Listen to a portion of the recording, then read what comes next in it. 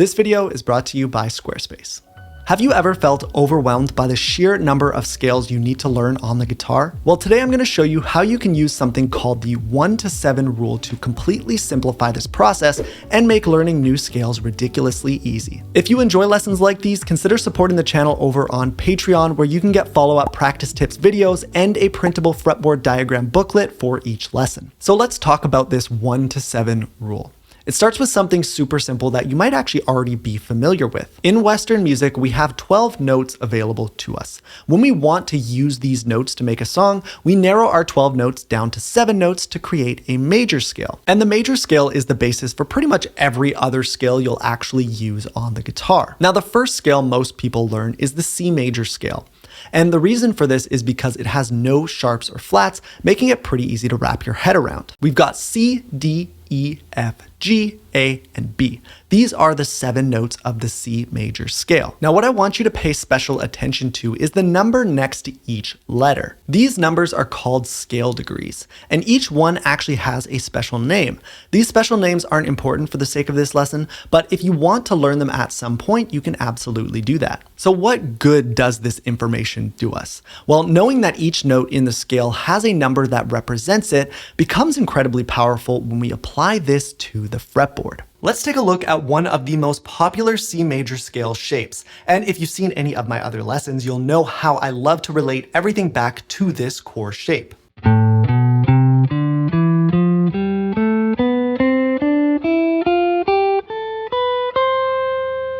It's actually based on the relative A minor scale shape, since it starts on the A note here, but it's also a really great place to access your C major scale as well. Now, what we see here is a bunch of note names following the C, D, E, F, G, A, B pattern as you ascend through the strings. And whether you're soloing, writing licks, riffs, or improvising, knowing that these are C notes, or these are F notes, is incredibly important because we want to be able to target specific sounds over each chord within the key we're playing over. As a really basic example, here's a chord progression in the key of C major. And as each chord passes by, I'm going to target the root note of each chord using our scale shape.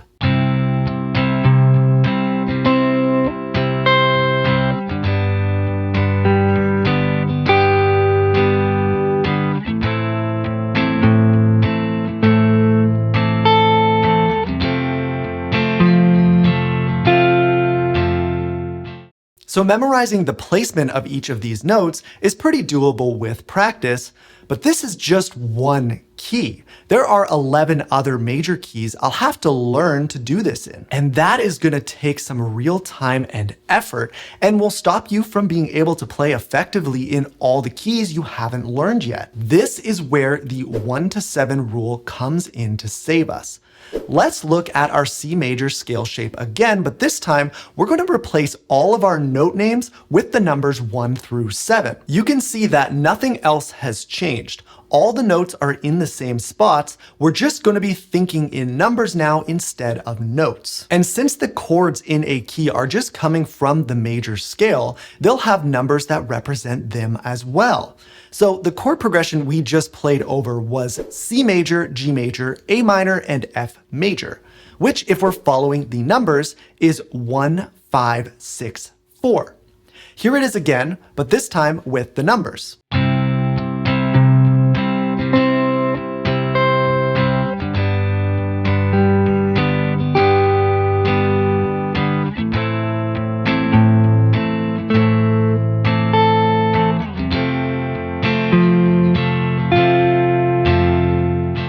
And what the numbers allow me to do is approach every other key the exact same way.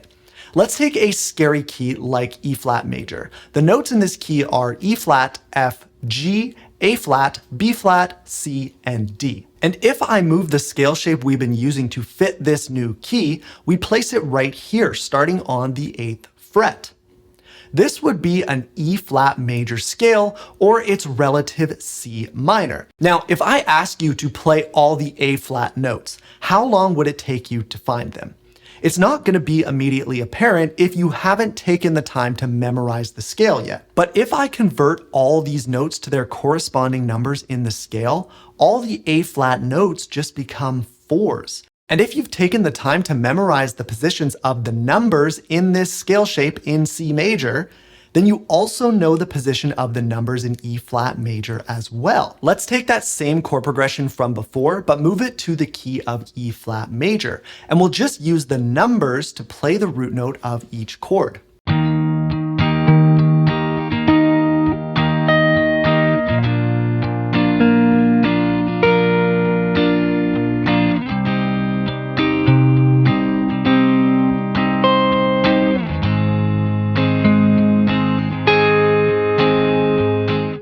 Same shape, same numbers. The only thing that's different is the position.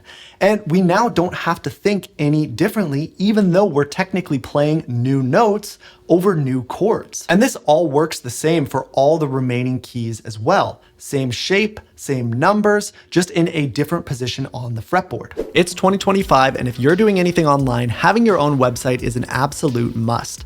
Whether you want to share your music with the world, start a business, or literally anything else, Squarespace has you covered. Last month, I set up my own new website using Squarespace, and it's made the process so much easier than I thought it would be. Squarespace's design intelligence is like having a professional designer at your disposal to help you create a site that really feels like you. And if you're thinking about selling something like courses, a membership, or custom merch, you can do that entirely on your site as well. On top of that, their payment tools are killer, the setup is fast, and they've got all the best payment options like Apple Pay and Klarna. So if you're ready to get started on your new website, go to squarespace.com/Andrew Clarke to start your free trial and get 10% off your first purchase of a website or domain. I'll put that discount link in both the description and in the pinned comment. Big thank you to Squarespace for sponsoring this video and supporting the channel. Now let's get back to the lesson. Now, it's important to note that everything we've learned so far is not a complete replacement for learning the note names in each scale or key. That's still something you want to learn over time. It's just that now you know that you don't need to have every scale memorized to really start using it. Or more importantly, you don't have to feel like you're good at playing in some keys and not in others. So since we can now just put all of our focus on this one shape, let's talk about the best ways to practice it and make it second nature. The first thing I want you to do is come up with random patterns using the numbers 1 through 7. The pattern can be as long as you want and in whatever order you want. So let's do something like 3, 5, 1, 6. I would go to my shape in any position I wanted to and simply play every 3, every 5, every 1, and every 6.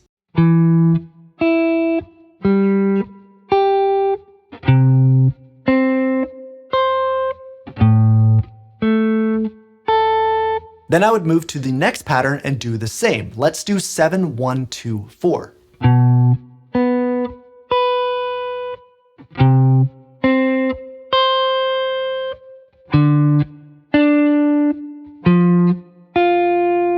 Eventually, you'll be able to quickly and efficiently target each scale degree anywhere in the shape, and you're not just training for C major, you're getting better at all the other keys as well. A slightly more fun way you can practice this is through actual musical application. You can take a song and follow the numbers of the chords in the chord progression with the numbers of the notes in the shape. So as the 4 chord comes along, play all the 4 notes. 6 chord next, all the 6 notes like this.